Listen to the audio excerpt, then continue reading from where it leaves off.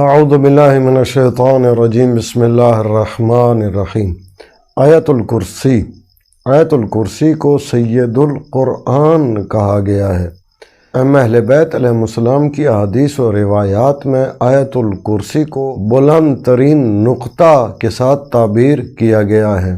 پاک پیغمبر صلی اللہ علیہ وآلہ وسلم جب بھی آیت الکرسی کی تلاوت کرتے تھے تو سرکار کے چہرہ انور پر مسکراہٹ رہتی تھی۔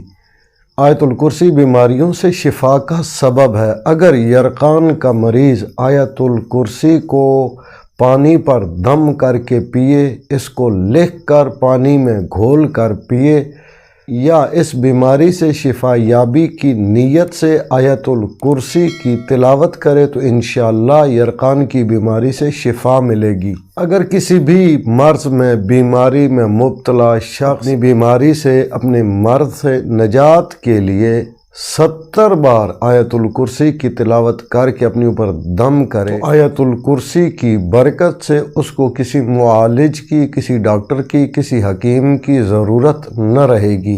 اگر کسی گھر میں آیت الکرسی کی تلاوت کی جائے تو 3 دن تک اس گھر سے شیاطین اور جنات دور ہو جاتے ہیں اور اس گھر کے قریب تک نہیں آتے ہیں۔ اور اگر اس گھر میں کسی قسم کے بد اثرات ہوں گے، سحر کے اثرات ہوں گے، جادو کے اثرات ہوں گے، یا نظر بد کے اثرات ہوں گے، یا اس کے علاوہ اور کسی قسم کے برے اثرات ہوں گے، تو آیت الکرسی کی تلاوت کے سبب انشاءاللہ وہ اثرات بھی ختم ہو جائیں گے۔ اگر کوئی شخص وضو کرے اور وضو کرنے کے بعد آیت الکرسی کی تلاوت کر لے تو آیت الکرسی کی تلاوت کے سبب اس شخص کو 40 سال کی عبادت کا ثواب دیا جائے گا۔